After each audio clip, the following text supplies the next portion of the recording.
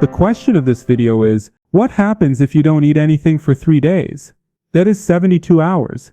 To find out the answer to this question, if you can, watch until the end of this video, and if you haven't become a member of the channel yet, please hit the subscribe button and set the bell icon next to it to all so it sends you a notification whenever I post a new video and you don't miss it. The inspiration for this video comes from my many years of study and experience, as well as the book Metabolic Freedom by Ben Azadi. So in these next few minutes, you're going to benefit from the small drop of specialized knowledge I have in the vast ocean of medicine, and also get the comprehensive summary of a book's deep knowledge. Well, we've always learned that to repair our bodies, we have to feed them, right? But before you fully accept this idea, let me completely shift your perspective and challenge your current understanding for just a few minutes. In this past decade, we've become absolutely certain that a fundamental and deeply concerning biological problem lies behind many chronic diseases, including the most complex cases like cancer. And that's nothing other than insulin resistance.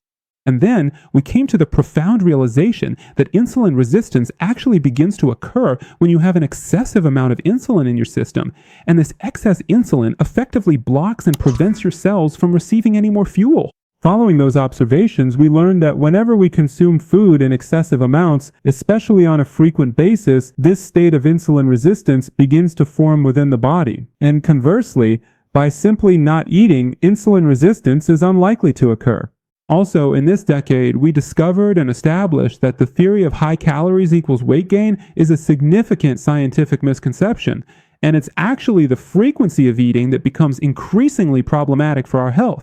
We have found that consuming 5 or even 6 smaller meals throughout the day or having frequent snacks to prevent overeating is actually a common misconception. You might lose a few pounds on the surface, but weight loss without true health is ultimately meaningless and unsustainable for any individual. Otherwise, we must remember that severe addiction can also make a person thin, but it is clearly not healthy. So, any dietary regimen that encourages you to eat a high frequency of meals throughout the day will certainly cause chronic diseases and insulin resistance in the extended long-term period. Conversely, when you reduce the frequency of eating and enter a state of fasting, the entire physiological landscape begins to change. I've been discussing these specific topics on this channel for many consecutive years, both fasting and keto, which we've debated with other colleagues for many years regarding its overall health promotion. How could you convince some people that fat is good and sugar is bad? Anyway, let's get to the point. Suppose you fast for 18 hours, you eat your first meal at 12 p.m. and your last meal at 6 p.m. This gives you a 6-hour eating window, and your body is at complete rest for 18 hours. Well, what happens if you do something like this? Your belly fat gradually begins to decrease, your mental mood significantly improves, and your body's inflammation will be noticeably reduced. But this is just the beginning, because when we get to longer fasts, like 24 or 48 hours, that's when the benefits start to multiply exponentially. Glycogen, the sugar stores in your liver, gets depleted. The first thing you lose is water weight. Like a sponge that's full of water, this causes you to see significant weight loss. Some think this is fat burning, but it's actually excess water that was putting a strain on your heart. After that, you will enter the stage of real fat burning. Your body begins the process of utilizing ketones as its main and primary source of metabolic fuel.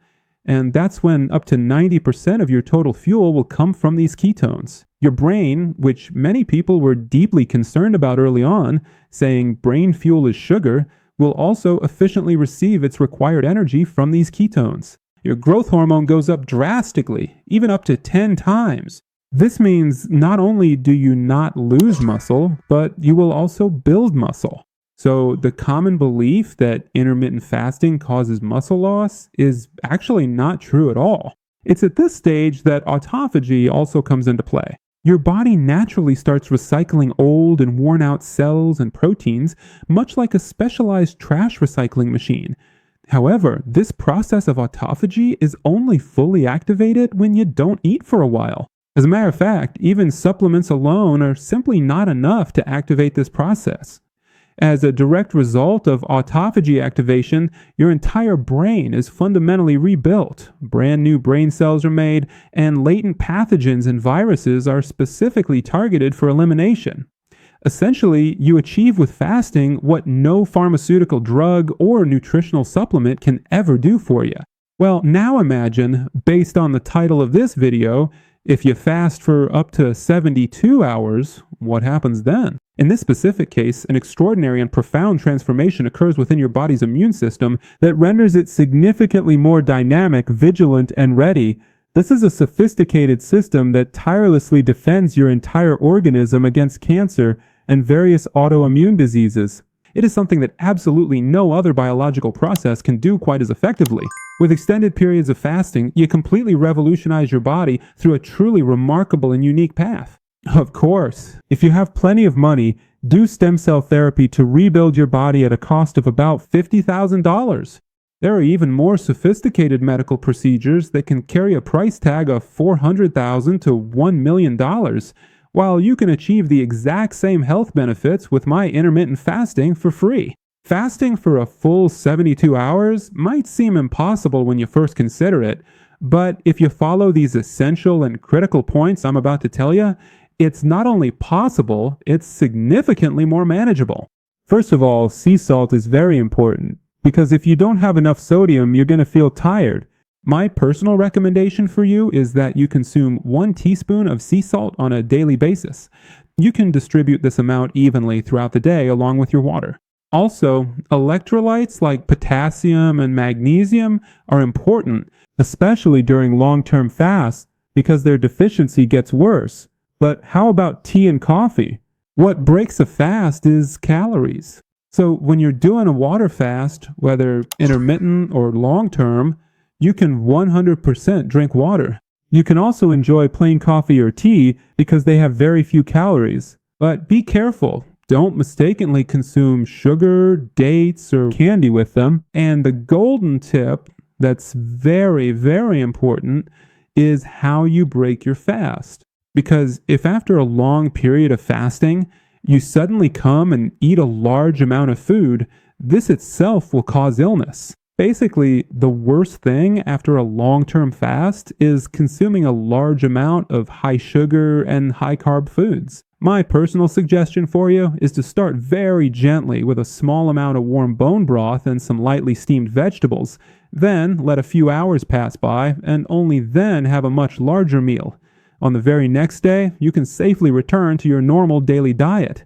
Well now, if you would like to have my own healthy version of fasting for free, please go and watch this video right now. This video also has extraordinary information. Don't miss it. Don't forget to like, subscribe, and hit the bell. I love you guys very much. All the best, and I'll see you in one of these 2 videos right here.